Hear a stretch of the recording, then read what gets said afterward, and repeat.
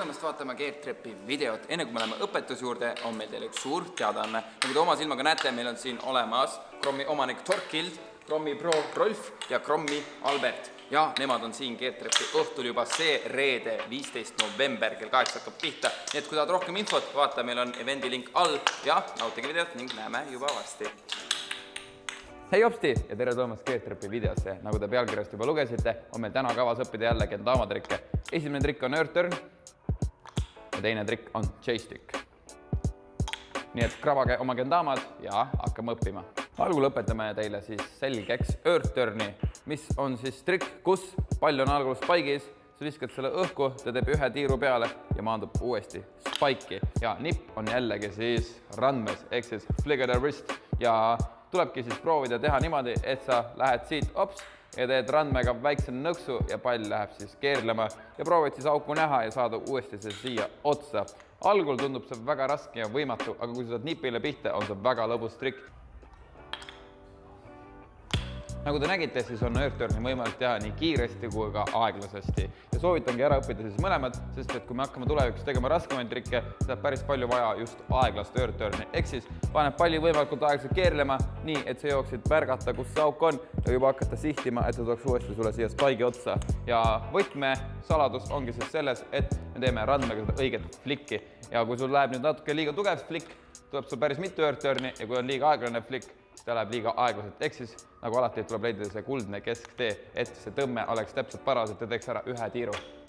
Kui me trikki kendamaga õpime, siis kõige tähtsam on analüüsida oma katseid. Ehk siis, kui sul ei tule midagi välja, proovi teha järelduselt, miks sul see välja ei tulnud. Ehk kas ma tegin liiga kiiresti või ma tegin liiga aeglasti. Ehk siis proovige saada see pall algul kontrolli alla ja alati mõtle läbi siis, et mis ma tegin õigesti, mis ma tegin valesti, siis sa arened kõige kiiremini.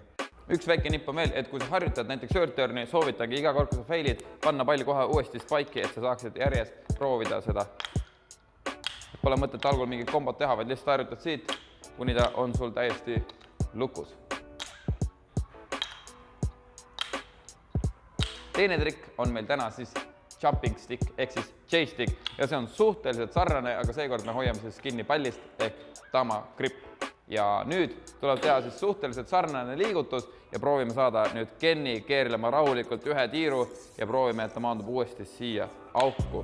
Ja algul soovitan siis alustada niimoodi, et kapid on sinu poole, sest kui sa alustad niimoodi, siis see J-stick on natukene lappes. Ehk siis alustad niimoodi, et kapid on sinu poole ja jälgi ka seda, et nöör oleks sul lõda ja ei oleks pingul, sest kui sul on nöör siin ümber, siis ei tule see trikk väga hästi välja. Ja soovitame siis jälle proovida randmega saada see õige flikk kätte ja harjutame seda nii kaua, kuni see hakkab meil tulema päris kenasti.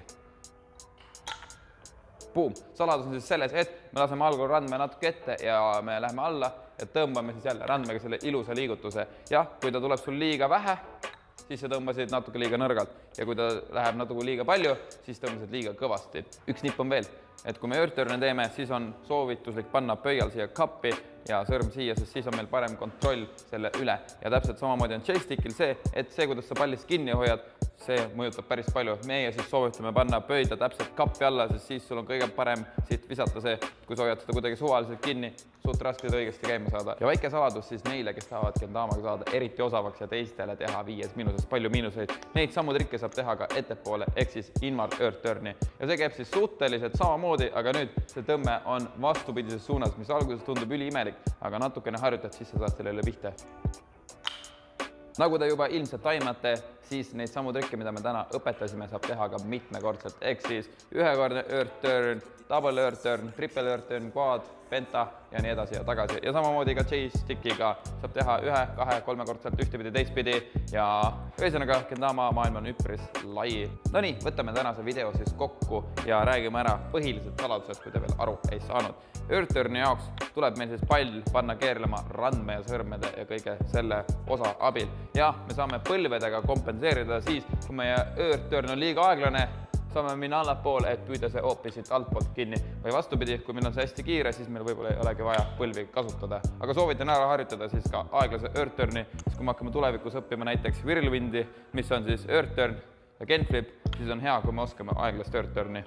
Sama lugu on siis J-stickiga, et seda soovitan õppida ka aeglaselt, sest sealt tulevad ka keerulisemad trikid nagu Typhoon, kus me teeme J-sticki ja samal ajal teeme ka Dama flipi.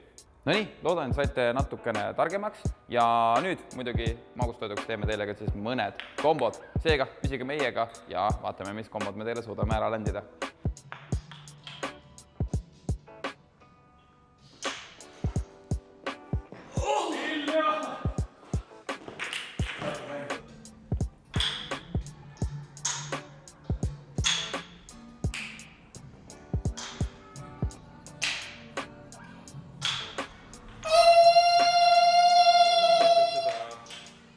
Sama mis Senjas.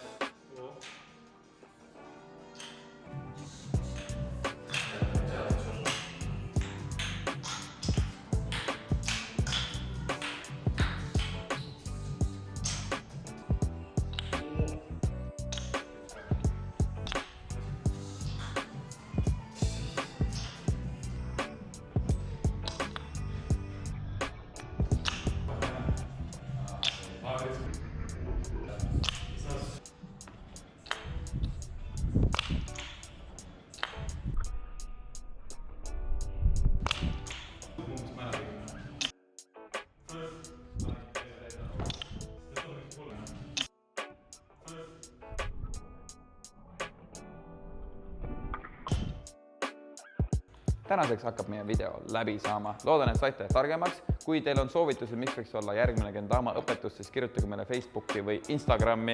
Ja siinkohal polegi midagi muud, kui jätke meile like, subscribe ja näeme juba järgmine kord.